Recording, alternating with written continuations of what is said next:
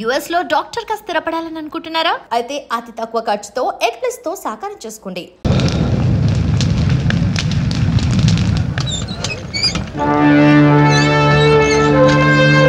Thank you sir. ఇంతమంది ప్రాణాలని railway ఆస్తుల్ని కాపాడారు. Thank you very much. It's okay.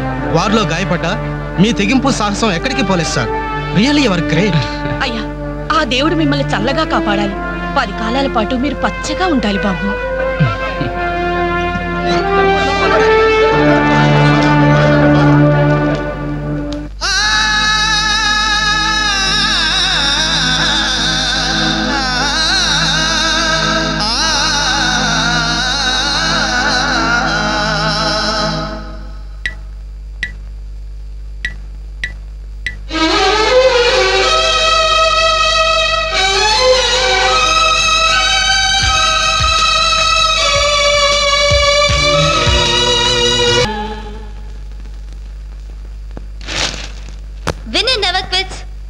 Never wins.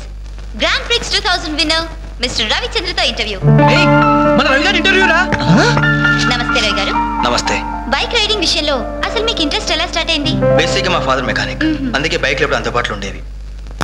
So ప్రత్యేకించి కష్టపడకుండానే నాకు ఈ బైక్ రైడింగ్ బాగా ప్రాక్టీస్ అయింది. రాస్కెల్ వీడేంట్రా టీవీలో ఎలా ప్రత్యక్షం అయ్యాడు?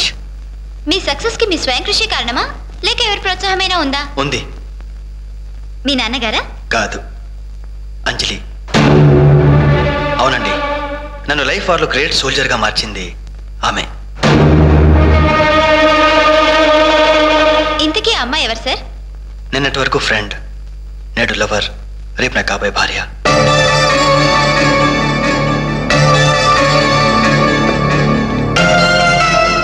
హలో జెమిని టీవీ, ఇప్పుడు మీ ఛానల్ ఇంటర్వ్యూ చేస్తున్న రవిచంద్ర చెన్నైలో ఎక్కడున్నారో చెప్తారా?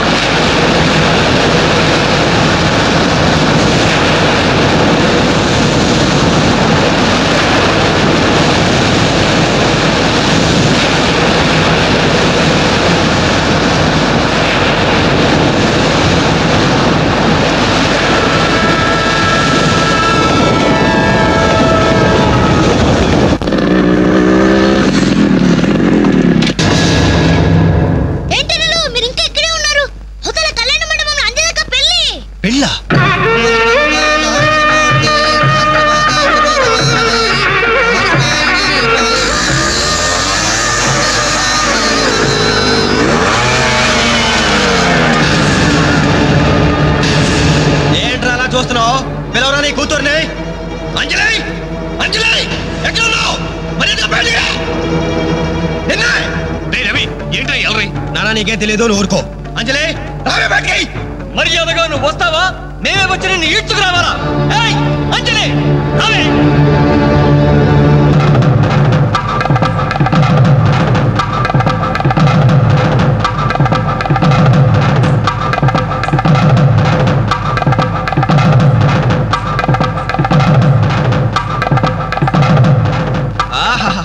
ఏమి అందం, ఎంత పవిత్రత! సాక్షాత్తు మహాలక్ష్మిలా ఉంది కదూ. చేతులెత్తి నమస్కారం పెట్టాలనిపిస్తుంది, కానీ దీని బతుకేందో, దీని పాతిరొచ్చేందో ఇప్పుడే మేము తెలుస్తాను. ఏమే నీ గుండెల మీద చేసుకుని చెప్పు. నాకు తెలియకుండా వాడికి, వాడికి తెలియకుండా వీడికి, వీడికి తెలియకుండా వాడికి నువ్వు ఐ లవ్ యూ అని చెప్పావా లేదా? చెప్పవే. చెప్పాను. ఎందుకు చెప్పావు? నువ్వు ప్రేమించడానికి నలుగురు, పెళ్లికొకడా. నువ్వు సరసాలాడడానికి నలుగురు, సరదా తీసుకోవడానికి ఒకడా. ఒకేసారి 5గురిని భరించక నువ్వేనా ద్రౌపదిని అనుకుంటున్నావా? చెప్పు, ఎందుకు ఇంత నాటకం నడిపావు? మా జీవితాలతో ఎందుకు ఆడుకున్నావు? నిన్ను ప్రేమించిన నేరానికి మమ్మల్ని ఎందుకు పిచ్చివాళ్ళని చేశావు? చెప్పవే, చెప్పు.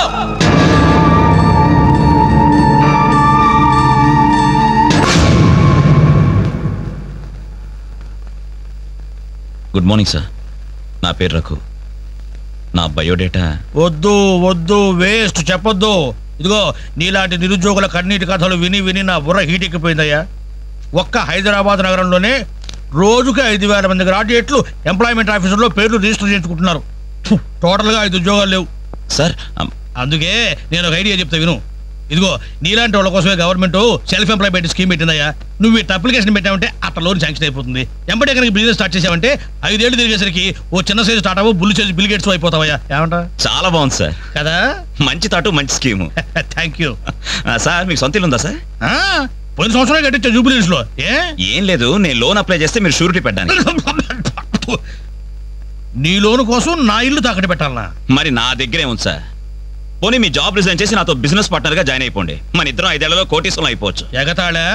ఎగతాళి చేసింది నువ్వు. ఉద్యోగాల కోసం ఎంతో ఆస్తి వచ్చే వాళ్ళకి నువ్వు ఇచ్చే బోడి సలహా ఇదే. పైగా ఉద్యోగాలు లేవు అని చెప్పడానికి సెక్షన్, దానికి ఆఫీసర్, నీకు శాలరీ. మిస్టర్, ఎక్కువగా మాట్లాడుతున్నావు. ఎస్, ఎక్కువగా చదివాను, అందుకే ఎక్కువగా మాట్లాడుతున్నాను. కష్టపడి చదువుకున్న వాడు ఎవరైనా కడుపు మండితే ఇలాగే మాట్లాడతాడు. నువ్వు కష్టపడి చదువుకున్నావో కాపీ కొట్టి పసాయో నాకు అనవసరం. మర్యాదగా బయటికెళ్ళు. వెళ్ళకపోతే మెడపట్టి బయటికి గంటాల్సి. నా మీదే చెయ్యెత్తావా? చెయ్యి ఎత్తడం కాదు, నా మీద చెయ్యి పడితే ఆ చెయ్యి తీసేస్తాను. ఇలా ఆఫీసుల్లో నిద్రపోయే వాళ్ళకి ఇవ్వండి ఉద్యోగాలు. ఈ రాష్ట్రాన్ని విషన్ 2020లో తీసుకెళ్తాను.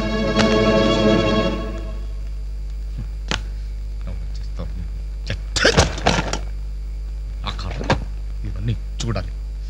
ఎందుకు ప్రత్యేకం?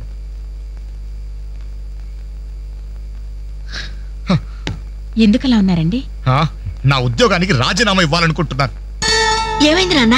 నేను ట్రైన్ డ్రైవర్నో హంతకుడినో అర్థం కావట్లేదమ్మా.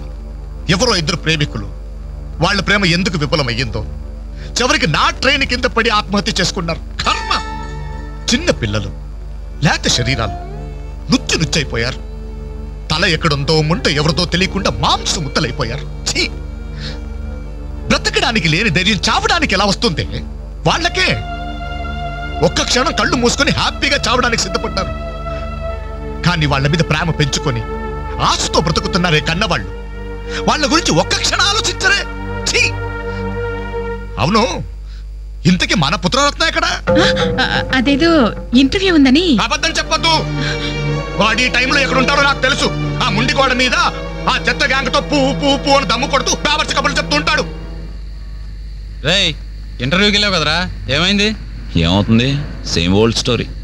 అయితే ఈ రోజు కూడా ఎవరైనా కొట్టొచ్చావా? చదువుకున్న నేరానికి నన్ను నేనే చెప్పుతో కొట్టుకుని వచ్చేసాను. ట్రైన్ వచ్చింది, మీ నాన్న డ్యూటీ దిగుతాడేమో. ఆయన డ్యూటీ అయిపోయి ఎప్పుడు ఇంటికి కూడా చేరుంటాడు. అయితే ఈ రోజు కూడా దొడ్డిదారే అనమాట. అంతే మరి.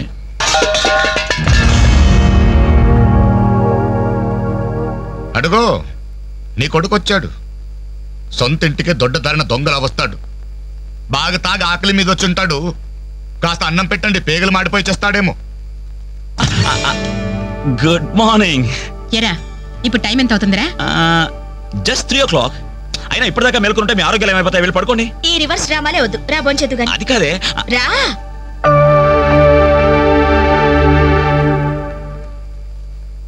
భోంచేసేవా? ఈ హైదరాబాద్ మహానగరంలో వేకువజామున 3 గంటలకు భోంచేసేవాడిని నిన్నొక్కడినే చూశాను. ఈ హైదరాబాద్ మహానగరంలో వేకువజామున 3 గంటల దాకా ఓపిగ్గా మేలుకుని కొడుకుని విసిగించే తండ్రిని నేను ఒక్కడనే చూస్తున్నాను. మాటకి మాట జవాబు చెప్పడం కాదు. చెప్పు, ఇప్పటిదాకా ఎక్కడికి వెళ్ళొస్తున్నావు? ఫ్రెండ్ ఇంట్లో ఏదో ఫంక్షన్ ఉందని. నేను నిన్ను అడగలేదు. చెప్పు, ఎక్కడికి వెళ్ళొస్తున్నావు? బయటికి. బయటికంటే? బయటకి. అదే, ఎక్కడికి? బయటకి.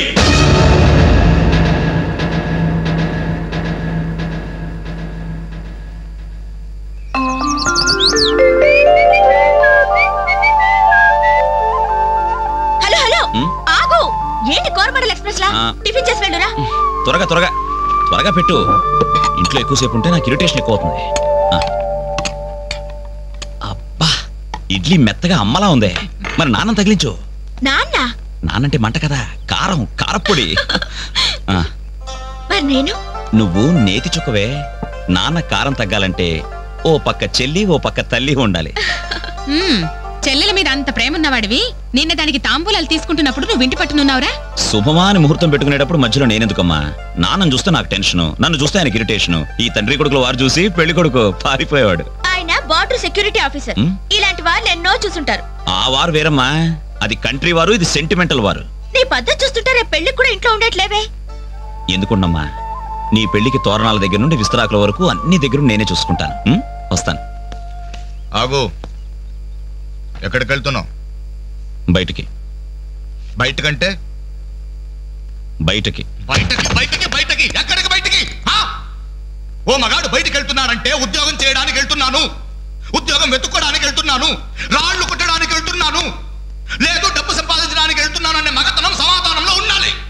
లేదో ముండికోట దగ్గర వెళ్తున్నాను, ఆ కొండ ముచ్చలతో కోతి వేషాలు వేయడానికి వెళ్తున్నాను అనే చవట సమాధానమైనా ఉండాలి. అవునయ్యా, నేను చవట్నే, అసమర్థుణ్ణే.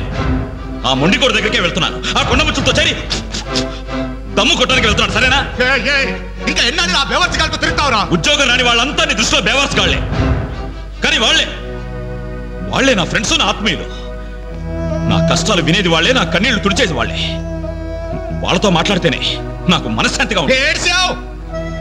నీ వయసులో ఉద్యోగం చేస్తూ మా అక్కయ్య పెళ్లి చేశాను, 2 పిల్లలకి తండ్రినయ్యి గౌరవంగా ఇక్కడ దాకా సంసారం నెట్టుకొచ్చాను.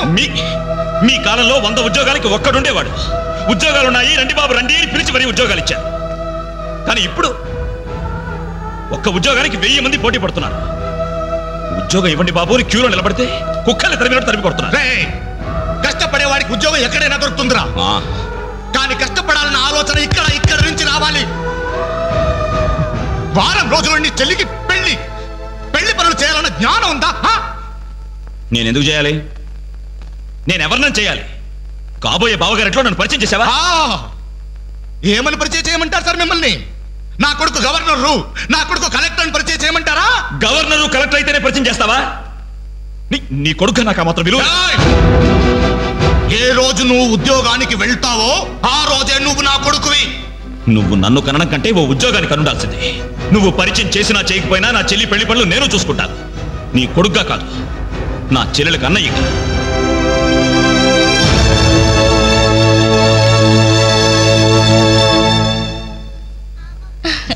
Very good. మీ చెల్లెలు పెళ్ళైన వెంటనే మన పెళ్లి జరిగిపోవాలి. ముందు నాకు ఉద్యోగం దొరకాలి, ఆ తర్వాతే మన పెళ్లి. 5 సంవత్సరాల నుండి ఇలాగే చెప్తూ పోస్ట్ పోన్ చేస్తున్నావు. అవతల మా వాళ్ళేమో పెళ్లి ప్రయత్నాలు చేస్తున్నారు. నాకేమో చాలా టెన్షన్ గా ఉంది. చిత్ర, నువ్వు టెన్షన్ అయ్యి నా టెన్షన్ పెట్టుకో. అన్నీ సక్రమంగా జరుగుతాయి. Don't worry, be happy.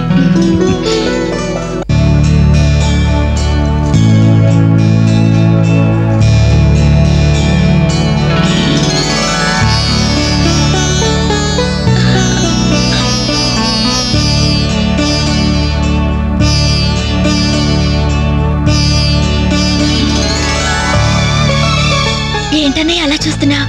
అచ్చు అమ్మలా ఉన్నావమ్మా.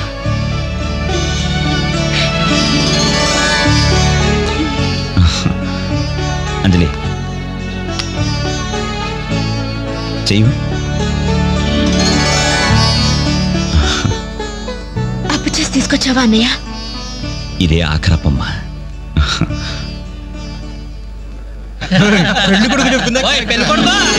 ముందు బట్టలు మార్చుకో, అవతల పూజ మొదలవుతుందంట.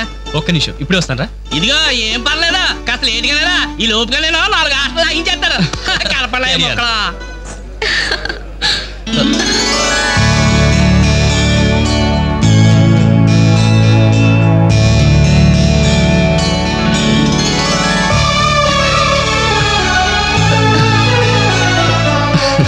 ప్లీజ్.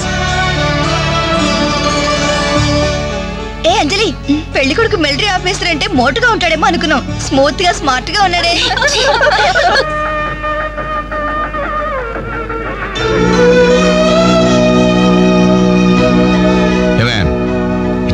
ఏమిటండి? ఈ చైన్ రఘుకిచ్చి అల్లుడు గారికి వేయమని చెప్పు. రేపు మగపెళ్లి వాడి నుండి బావమరిది ఏమిచ్చాడన్న మాట రాకూడదు. ఆ ఇచ్చేదేదో మీరే ఇవ్వచ్చు కదండి. నేనిస్తే వాడిని అవమానించడానికి ఇచ్చాననుకుంటాడు.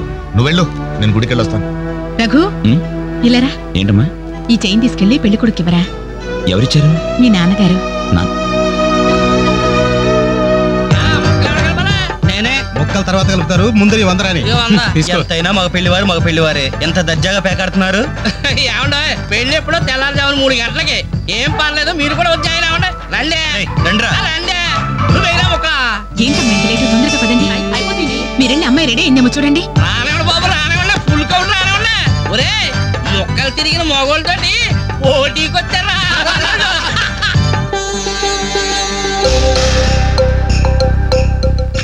ఇప్పుడు కూడా షోలాదే షో. మావా దీని పాకెట్లో సొమ్మంతా తీయండి. అలా చూస్తారే తీయండి. క్యాష్ డౌన్ తర్వాత ఇస్తాను మరొక ఆట అండి. ఏంటి బాబు మరో ఆట ఇయ్యాలా? పాపం పాకెట్ ఖాళీ అయినట్టుందన్నా. పాకెట్ ఖాళీ అయితే మాత్రమేంద్రా, మెడలో చైన్ ఉంది, ఏడు కుంకలాలు ఉన్నాయి. బట్టలు తీసి ఆడమంటే సిగ్గుపడాలి కానీ మెడలో చైన్ తీసి ఆడడానికి తీయ అలా చూస్తామని తీయ.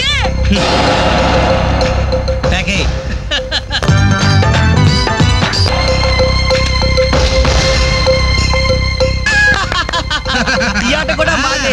మిమ్మల్ని టోటల్ గా వాష్ అవుట్ చేసే వరకు మేము వదలం. ముందు మొక్కలే తర్వాత డబ్బులు ఇస్తాం. అప్పు గిప్పు జాంతానాయి. ఉంటే డబ్బులు తీ, లేకపోతే ఒంటి మీద నగలు తీ. వాళ్ళ ఒంటి మీద వస్తువులు ఎక్కడ రా, వేసుకున్న చొక్కాలు తప్ప. తీయండి బాబు, చొక్కాలు తీయండి. ఏంట్రా వాగుతున్నావు? పద్ధతి కాదు బ్రదర్, మర్యాదగా చొక్కా వదులు. నీకు మర్యాద ఏంట్రా?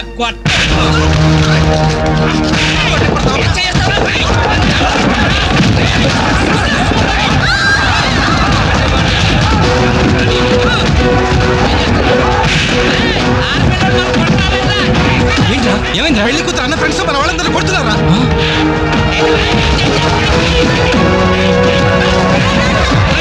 ఏంట్రా పెళ్లి కొడుకు ఫ్రెండ్స్ మన వాళ్ళని కొడుతున్నారా?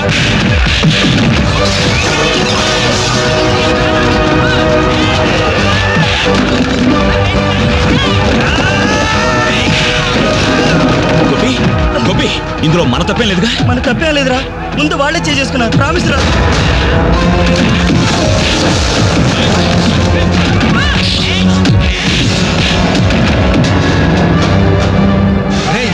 కాబోయే బావని కనీసం మర్యాద కూడా లేకుండా మా మీద చేసుకుంటావురా? ఎప్పుడో వేకువజామున 3 గంటలకి నా చెల్లి మెళ్ళలో తాళిబొట్టు కట్టిన తర్వాత నువ్వు నాకు బావవిరా. కానీ వీళ్ళు పుట్టినప్పటి నుంచి నాకు ఫ్రెండ్స్ రారా.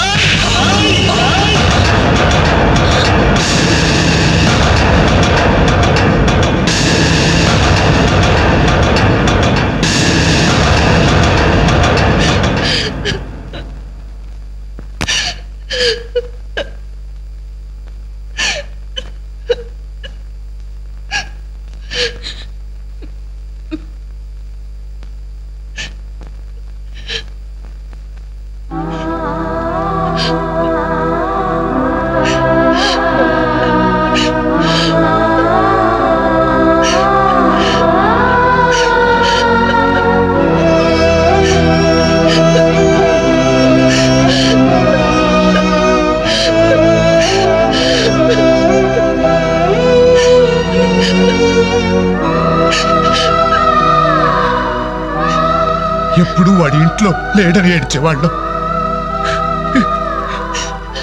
ఇప్పుడు వాడు ఉన్నందుకు ఏడవాల్సి వచ్చిందమ్మా.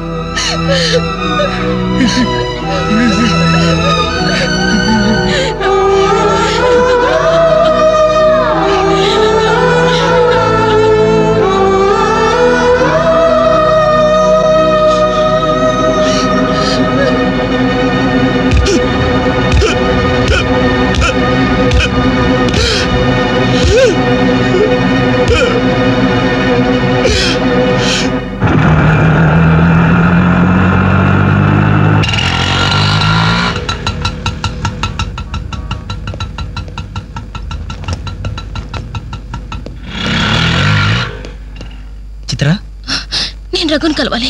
రా. రే రఘు, నీకోసం చిత్ర వచ్చిందిరా.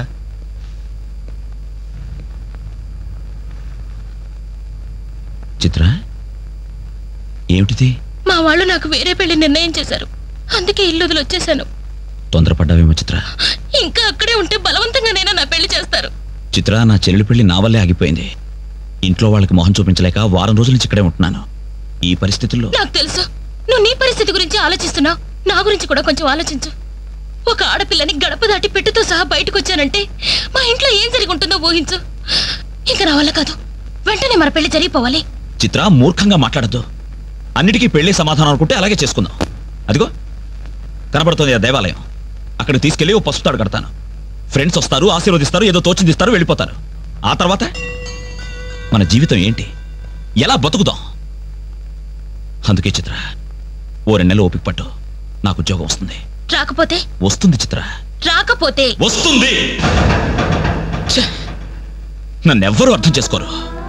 ఇంటికెళ్తే మా నాన్న నన్ను అర్థం చేసుకోడు, బయటికెళ్తే చుట్టుపక్కల వాళ్ళు అర్థం చేసుకోరు.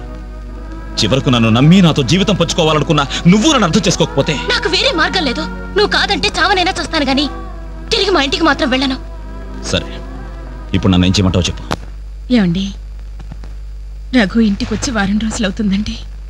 అయితే నాన్న, ఈరోజు అన్నయ్య పుట్టినరోజు నాన్న. ఏం చేయమంటారు నన్ను? కేక్ కట్ చేసి ఫంక్షన్ పెట్టమంటారా? ఏమే, వాడు పుట్టినరోజని ఇదిగో 10 రోజుల క్రితమే బట్టలు కొన్నాను.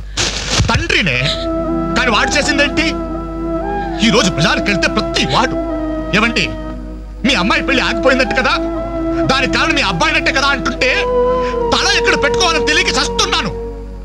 ఇదిగో నేను లేనప్పుడైనా సరే వాడిని గాని ఈ గడపలు అడుగు పెట్టనిచ్చావో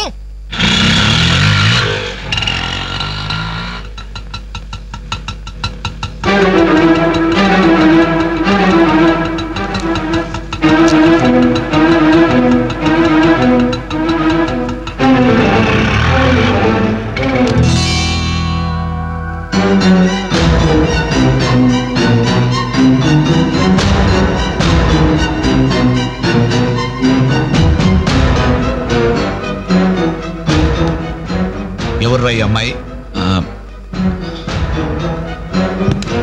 నమస్తే అండి, నా పేరు చిత్ర. నేను మీ అబ్బాయి 5 ఏళ్ల నుంచి ప్రేమించుకున్నాం, పెళ్లి చేసుకోవాలనుకుంటున్నాం. మా ఇంట్లో వాళ్ళు బలవంతంగా నా పెళ్లి చేయబోతుంటే ఇంట్లోంచి వచ్చేసాను. మీరు ఆశీర్వదిస్తే. ఆగమ్మా, ఆగు. కాస్త ఊపిరి పీల్చుకుని మాట్లాడమ్మా, లేకపోతే నా ఊపిరి ఆగిపోతుంది. ఆగు. ఇదెవరో తెలుసా?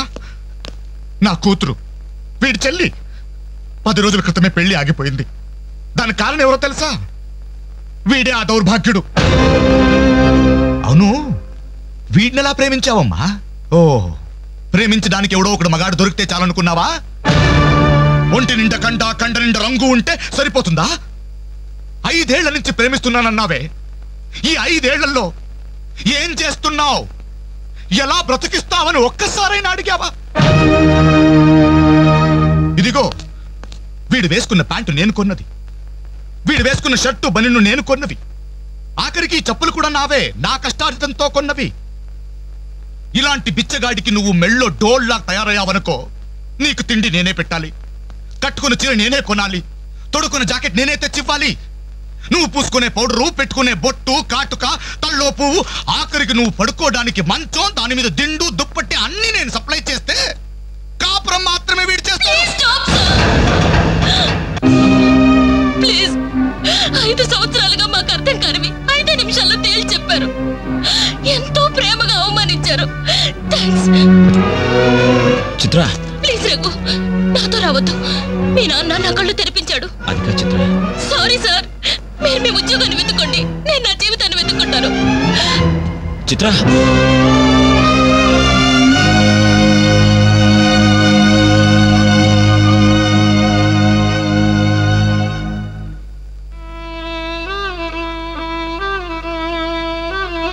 నాన్న, చాలా సంతోషం నాన్న. నా జీవితంలో మర్చిపోలేని అవమానం చేశావు. నన్ను ప్రేమించి నా మీద నమ్మకంతో వచ్చిన అమ్మాయి ముందు నన్ను మాటలతో చిత్రవత చేసి. అవునన్నా, ఈ ప్యాంట్ నీది, ఈ చొక్కా నీది, ఇదిగో నే కట్టుకున్న వాచి, వేసుకున్న చెప్పులు అన్నీ నీవేనన్నా. ఆఖరికి ఈ శరీరం, ఈ ప్రాణం కూడా నువ్విచ్చిందేనన్నా. నేను నీ రక్తం పంచుకు పుట్టిన నీ బిడ్డను నాన్న. నాకు నువ్వు కాక ఇవన్నీ ఎవరు, ఇంకెవరిస్తారు నాన్న? తండ్రి అనేవాడు కొడుకుతో 5 సంవత్సరాల వరకు తండ్రిగా ఉండాలి, 15 సంవత్సరాల వరకు గైడ్గా ఉండాలి, 15 సంవత్సరాల తర్వాత ఫ్రెండ్గా ఉండాలి అంటారు. కానీ నువ్వు నాకు ఏ దశలోనూ ఏమీ కాలేదు కదా నాన్న. పైగా 25 సంవత్సరాలు కష్టపడి పోషించిన కొడుకు వ్యక్తిత్వాన్ని ఒక అమ్మాయి ముందు చంపేశా. నా పుట్టినరోజు నాడు నాకు గొప్ప బహుమానం ఇచ్చావు నాన్న, జన్మలకి మర్చిపోలేని బహుమానం. నా పుట్టినరోజు నాడే చంపేశావు చంపేశావు.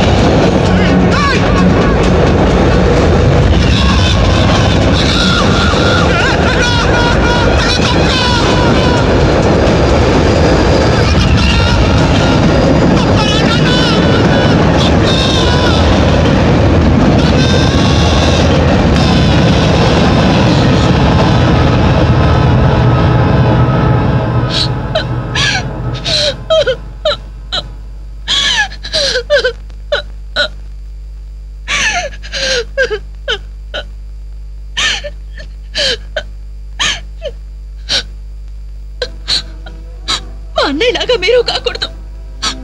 మీకు మంచి భవిష్యత్తు ఉంది. మీలో మీకే తెలియని టాలెంట్ ఉంది. మిమ్మల్ని మీరు నిలబెట్టుకునే శక్తి ఉంది. ఏదైనా సాధించగల సమర్థత ఉంది. మీలో ఉన్న శక్తి సామర్థ్యాలు మొండి గోడల మీద కూర్చోడానికో ఆడపిల్లలు అలర్ట్ చేయడానికో పరిమితం కాకూడదు. మీలో ఉన్న ప్రతిభను మీరు గుర్తించాలి. మీ జీవితం మీద మీకు నమ్మకం, ఆశ కలగాలి. అందుకే మిమ్మల్ని ప్రేమించాలని చెప్పాను. కాదంటే ఏ అఘాయిత్యం చేసుకుంటారోనని భయంతోనే అబద్ధం చెప్పాను. నా వల్ల, నా ప్రేమ వల్ల మీరు ప్రయోజకులుగా మారాలని ఆశపడ్డాను. ఇదేనా నేను చేసిన నేరం? ఇదేనా నేను మీకు చేసిన ద్రోహం?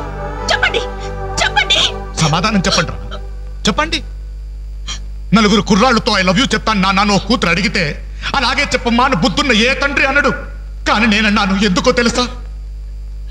కొడుకు పోతే కన్నవాళ్ళు అనుభవించే చిత్రవద ఎలా ఉంటుందో నాకు తెలుసురా. అదే కడుపు కోత మీ కన్న వాళ్ళు అనుభవించకూడదు. రే, ఒక అమ్మాయిని ప్రేమించడానికి ముందు మిమ్మల్ని కని పెంచి పోషించి చదువు చెప్పించి మీరు ప్రయోజకులు కావాలని ఆశపడే మీ అమ్మ నాన్నలకు మీ ప్రేమను పంచండిరా. ఇప్పుడు లైఫ్ ఎంజాయ్ చేస్తుంటే బాగానే ఉంటుంది. కానీ రేపు 30-35 సంవత్సరాలు అయ్యాక అప్పుడు తెలుస్తుందిరా జీవితం విలువేంటోని. రే, గడియారంలోని ముళ్ళుని వెనక్కి తిప్పగలం గాని గడిచిపోయిన నిమిషాల్ని వెనక్కి తీసుకురాలేవరా. మీ జీవితాలు మొండి గోడల మధ్య సమాధి కాకూడదు. అశాంతితో ఆత్మహత్యలు చేసుకోకూడదు. అయోమయంలో పిచ్చి వాళ్ళుగానో అప్రయోజకులుగానో అసమర్థులుగానో మారకూడదు. బాగుండాలి. ఇప్పటి కుర్రాళ్ళు కంప్యూటర్స్ తో పోటీ పడుతున్నారా? మీలాంటి కుర్రాళ్లే పుల్లయ్య గోపీచంద్, విశ్వనాథ్ ఆనంద్, సచిన్ టెండూల్కర్ అలా కారణాలు మీకు. బాగున్నారు మీరు. Youth our future. బాగున్నారా? బాగుండాలి.